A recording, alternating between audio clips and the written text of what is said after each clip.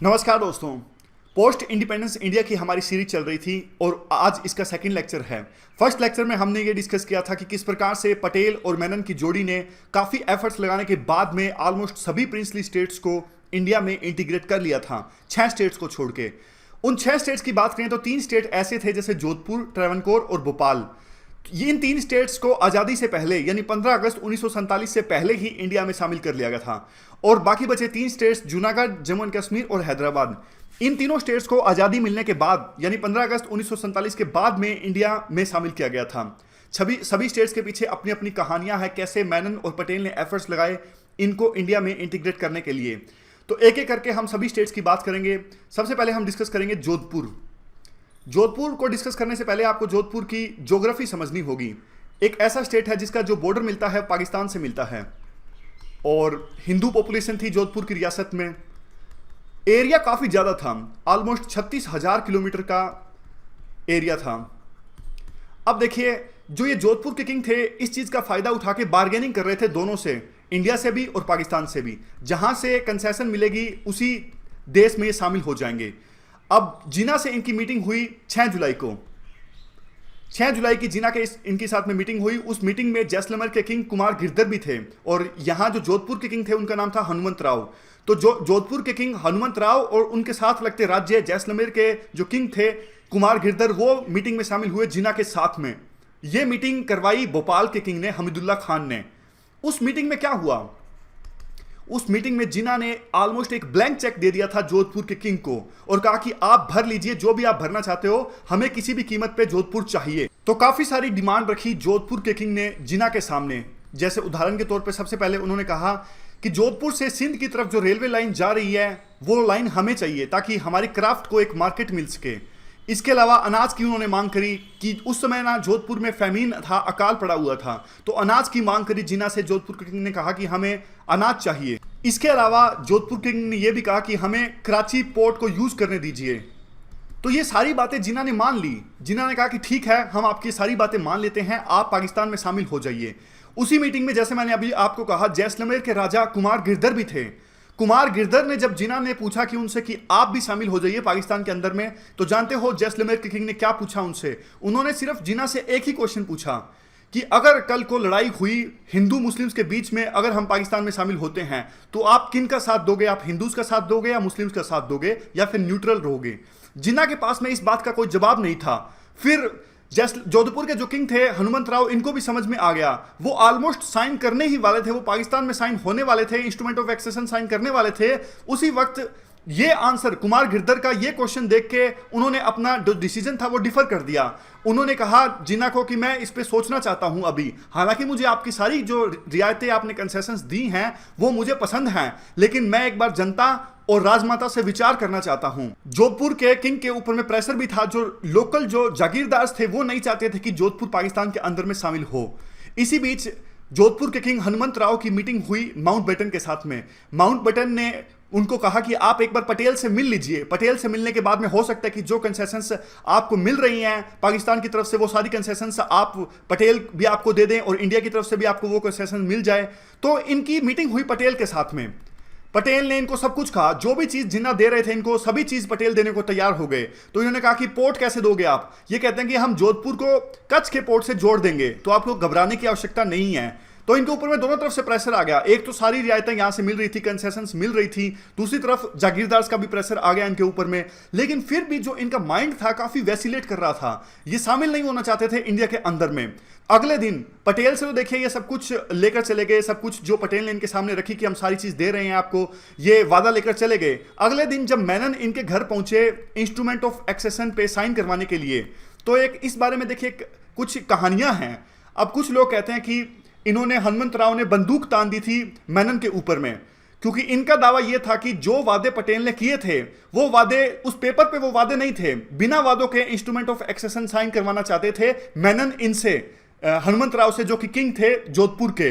और भी काफी सारी कहानियां। कुछ लोग कहते हैं कि ऐसा पॉसिबल नहीं था, मेनन ने उनके ऊपर में बंदूक तानी थी।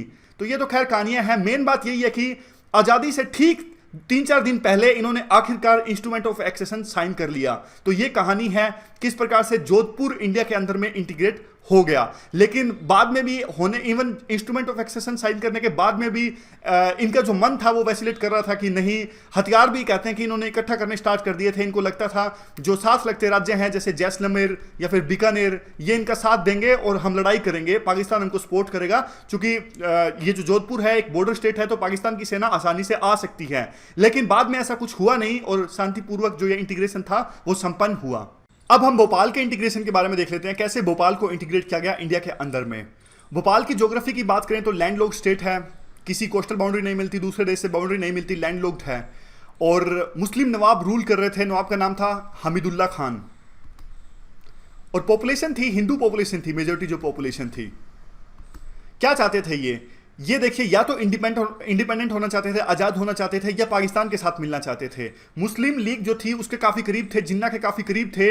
इवन हमीदुल्ला खान को जिन्ना ने यह भी कहा था कि अगर आप पाकिस्तान में शामिल हो जाते हैं तो हम आपको सेक्रेटरी जनरल बनाएंगे। कांग्रेस के ये कट्टर विरोधी थे हमीदुल्ला खान। और उसके बाद में इनको चीज़ों का काफ़ी एक्सपीरियंस भी था, क्योंकि ये आज़ादी से पहले एक ऑर्गेनाइजेशन बनाई गई थी चैम्बर्स ऑफ प्रिंसेस, उसके चेयरमैन रहे थे। तो काइंड ऑफ कैसे डील करना है चीज़ों से इनको काफ़ी कुछ पता था। लेकिन जो हालात थे वो इनके अनुकूल नहीं थे। और जो, क्योंकि सारी चीज़ें देखिए, जो लोग थे, क्योंकि मेजोरिटी हिंदी पॉपुलेशन थी, वो इनके खिलाफ थी। और बाकी सभी स्टेट्स थे वो धीरे धीरे एक्सीड कर रहे थे इंडिया की तरफ में, तो इन पे ऊपर में काफ़ी प्रेशर आ गया था। तीसरा जो बड़ा फैक्टर रहा जिसकी वजह से ये इंडिया में इंटीग्रेट हुए, जो हमीदुल्ला खान थे वो माउंटबेटन के काफ़ी अच्छे दोस्त थे, साथ में ये गोल्फ खेला करते थे। तो माउंटबेटन ने इनको कन्विंस कर दिया कि आप इंडिया में शामिल हो जाइए। तो ये मान तो गए, लेकिन इनकी ईगो पे बात आ गई। ये कहते हैं कि मैं 15 अगस्त से पहले नहीं शामिल होऊंगा इंडिया के अंदर में। तो फिर देखिए, माउंटबेटन ने इनको एक बात कही कि ठीक है, आप 14 अगस्त को साइन कर दीजिए इंस्ट्रूमेंट ऑफ एक्सेशन, लेकिन मैं नेहरू को दिखाऊंगा 25 अगस्त को, ताकि आपकी भी इज्जत रह जाए, आपकी भी जो ईगो है वो हर्ट नहीं होगी कि आप आज़ादी से पहले इंडिया में शामिल हो गए। समझ गए? माउंटबेटन इनके दोस्त थे। माउंटबेटन ने इनको कन्विंस कराया कि 14 अगस्त को आप साइन कर दीजिए इंस्ट्रूमेंट ऑफ एक्सेशन, लेकिन मैं नेहरू को दिखाऊंगा नहीं, नेहरू को मैं दिखाऊंगा 25 अगस्त 1947 को। तो उन्होंने यही किया। इस तरह से भोपाल जो है वो इंटीग्रेट हो गया इंडिया के अंदर में। अब डिस्कस करते हैं कैसे ट्रावनकोर को इंडिया में इंटीग्रेट किया गया। ट्रावनकोर की ज्योग्राफी की बात करें तो ये साउथ इंडिया में आता है। आज का जो केरला है वो ट्रावनकोर था, और थोड़ा सा area southern area of Tamil Nadu, ये दोनों एरिया मिला के बनता था ट्रावनकोर। यहाँ के जो किंग थे वो थे बलवान वर्मा। ये पाकिस्तान में नहीं शामिल होना चाहते थे, ये इंडिपेंडेंट रहना चाहते थे। मेनली तो देखिए, बलवान वर्मा जो किंग थे वो तो अपने ही दुनिया में मस्त थे। जो दीवान थे यानी प्रधानमंत्री थे वो थे सीपी रामास्वामी अय्यर।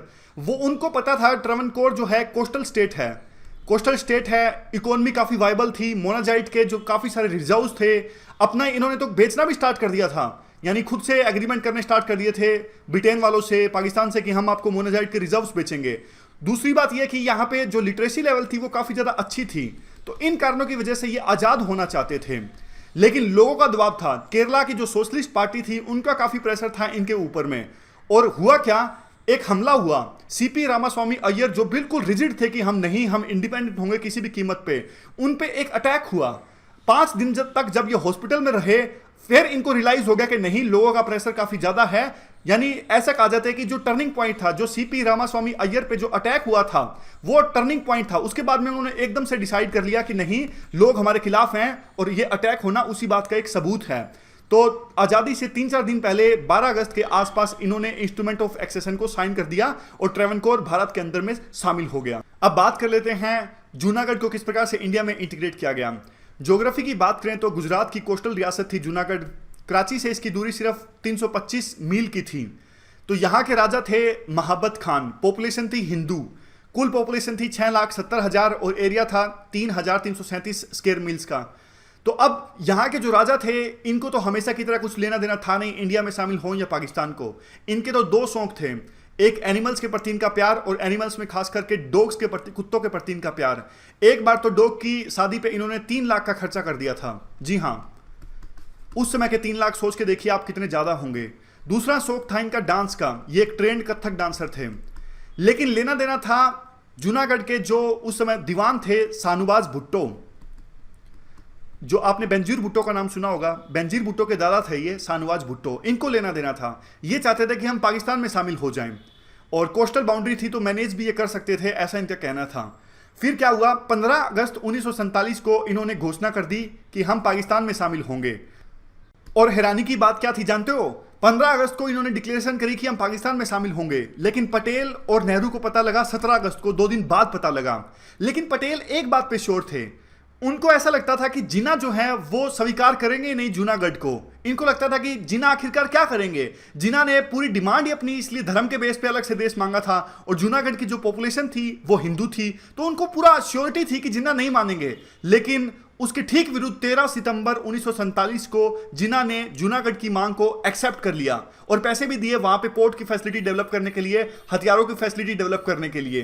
तो फिर अब देखिए एक जो इंपॉर्टेंट बात आती है यहां पे, इससे पहले जो पटेल था उनका रुख जम्मू एंड कश्मीर पे इतना स्ट्रॉन्ग नहीं था। पटेल सोच रहे थे कि जो जम्मू एंड कश्मीर की जो पॉपुलेशन है मुस्लिम पॉपुलेशन है, इसलिए रेफरेंडम करवाएंगे, जो भी होगा देखा जाएगा। लेकिन जिन्ना ने जब यह काम किया, उन्होंने जूनागढ़ की मांग को एक्सेप्ट कर लिया, तो पटेल और भी ज्यादा उग्र हो गए जम्मू एंड कश्मीर को इंडिया में इंटीग्रेट करने के लिए। और वो एक टफ सिग्नल देना चाहते थे हैदराबाद को और जम्मू कश्मीर को। उस समय 2 स्टेट्स ऐसे थे जो इंटीग्रेशन के लिए आनाकानी कर रहे थे, तो जूनागढ़ में आर्मी भेजना चाहते थे पटेल उस समय, ताकि एक टफ सिग्नल दिया जा सके हैदराबाद को और जम्मू कश्मीर को। लेकिन माउंटबेटन ने उनको मना कर दिया।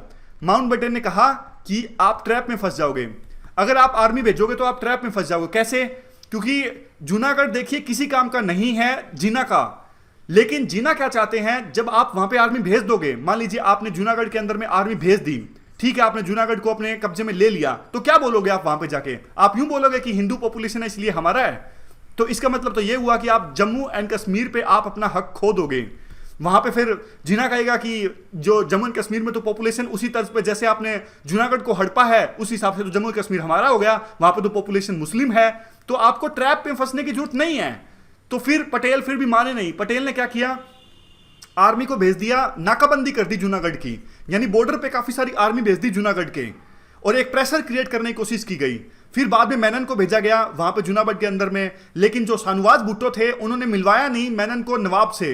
जाते जाते मेनन ने उनको बोला कि देखिए, अगर किसी तरह का पब्लिक रिवोल्ट हो जाता है तो कल को आप ही रिस्पॉन्सिबल होंगे, जो आपकी सारा का सारा जो वंश है वो खत्म हो जाएगा। और सही में कुछ ऐसी रियासतें थी जो इंडिया में शामिल हो गई, जैसे 2 रियासतें जिनका नाम फेमस है, मंगरोल और बाबरियावाड़। मंगरोल और बाबरियावाड़ थे, ये इंडिया में शामिल हो गए।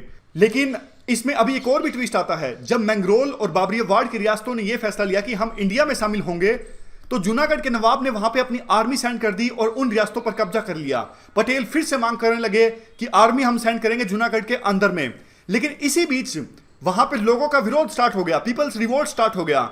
जो गांधी के उस समय भतीजे थे संबल दास गांधी, उन्होंने एक गवर्नमेंट इन एक्साइल का निर्माण भी किया था। बॉम्बे के अंदर में उन्होंने प्रोविजनल गवर्नमेंट बनाई थी जूनागढ़ की।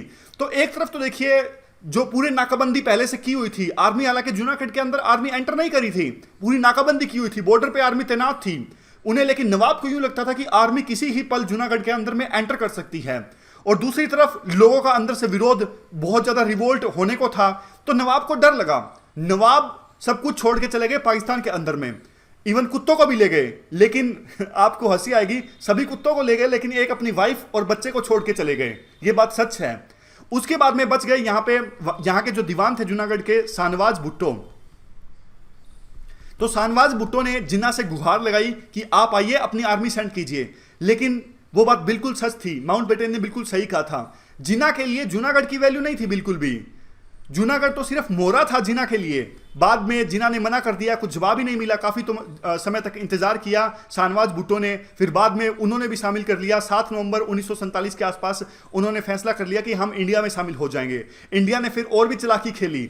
इंडिया ने इस प्रकार से जो इंस्ट्रूमेंट ऑफ एक्सेशन है या प्रपोजल था शाहनवाज भुट्टो का, वो नहीं एक्सेप्ट किया। इंडिया ने वहां पे रेफरेंडम करवाया।